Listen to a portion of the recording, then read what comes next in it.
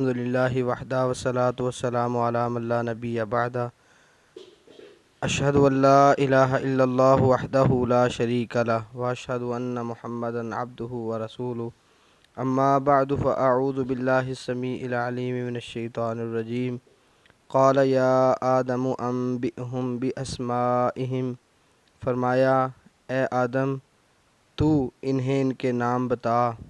فلما انبأہم باسمائہم، تو جب اس نے انہیں ان کے نام بتا دیے، قال الم اقل لکم، فرمایا کیا میں نے تم سے نہیں کہا تھا، انی اعلم غیب السماوات والارض، کہ بے شک میں ہی آسمانوں اور زمین کی پوشیدہ چیزیں جانتا ہوں، وَأَعْلَمُ، اور میں جانتا ہوں، ما تبدون، جو کچھ تم ظاہر کرتے ہو، وما کنتم تکتمون، اور جو تم چھپاتے تھے۔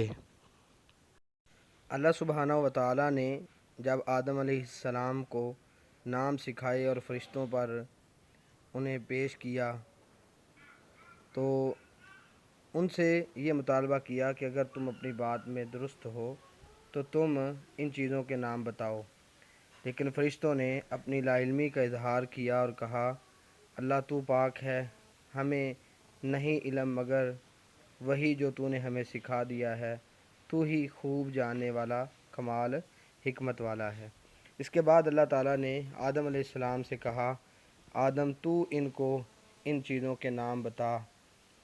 تو اللہ سبحانہ و تعالیٰ نے یہ کام آدم علیہ السلام کی عزت کو بڑھانے کے لیے کیا تاکہ ان کا علم باقیوں تک ظاہر ہو سکے اور باقیوں سے یہ ممتاز ہو سکے۔ جب انہوں نے اشیاء کے نام بتا دیے تو اللہ تعالیٰ نے فرشتوں سے کہا الم اقل لکم، کیا میں نے تم سے نہیں کہا تھا۔ یہ اس بات کے لیے ہے کہ ایسے ہوا میں نے تم سے کہا تھا۔ اس طرح کا انداز قرآن مجید میں کئی جگہوں پہ اور ملتا ہے۔ سورۃ انشراح کے آغاز میں اللہ تعالیٰ فرماتے ہیں الم نشرح لک صدرک، کیا ہم نے آپ کا سینہ کشادہ نہیں کر دیا، یعنی ہم نے آپ کے سینے کو کشادہ کیا ہے۔ اللہ سبحانہ و تعالیٰ نے سات فرشتوں سے یہ کہا کیا میں نے تم سے یہ نہیں کہا تھا کہ میں آسمانوں اور زمین کے غیب کو جانتا ہوں، پوشیدہ چیزوں کو جانتا ہوں۔ اللہ رب العالمین واقعتاً غیب کو جانتے ہیں۔ قرآن مجید میں کئی جگہوں پہ اللہ تعالیٰ نے اس بات کی وضاحت فرمائی ہے، جیسا سورۃ النمل آیہ نمبر 25 میں فرمایا اللہ یسجد للہ الذی یخرج الخبأ فی السماوات والارض ویعلم ما تخفون وما تعلنون۔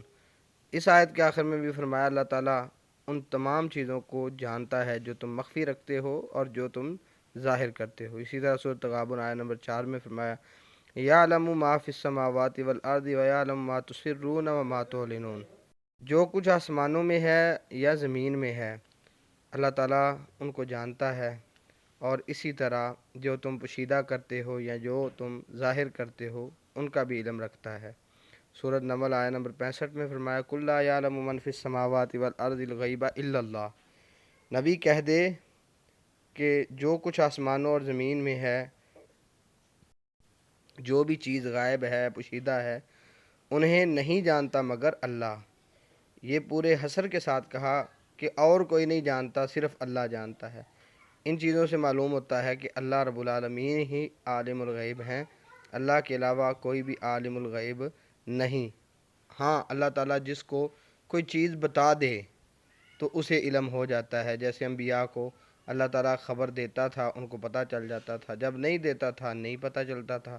اور سورۃ انعام میں فرمایا وَعِندَهُ مَفَاتِحُ الْغَيْبِ لَا يَعْلَمُهَا إِلَّا هُوَ، اللہ کے پاس غیب کی کنجیاں ہیں جنہیں اللہ کے علاوہ کوئی نہیں جانتا۔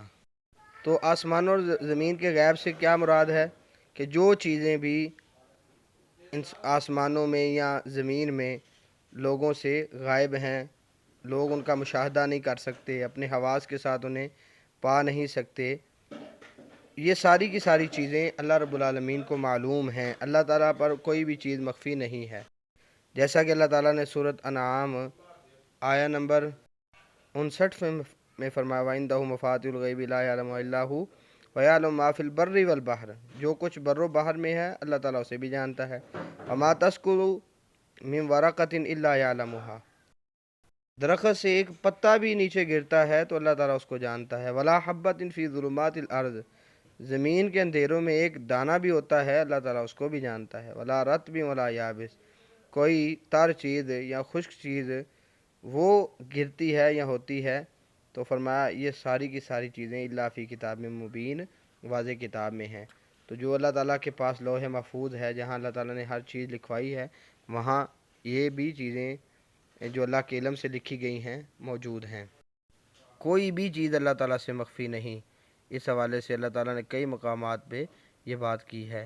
इसी तरह फरमाया इन्नल्लाह ला यख़फ़ा अलैहि शैउन फ़िल अर्ज़ि वला फ़िस समा, ज़मीन में या आसमान में कोई भी चीज़ अल्लाह से मख्फी नहीं है। कहीं फरमाया ला यअलमु मन ख़लक़ व हुवल लतीफ़ुल ख़बीर, क्या वो नहीं जानता जिसने पैदा किया है और वही बारीक बीन पूरी खबर रखने वाला है।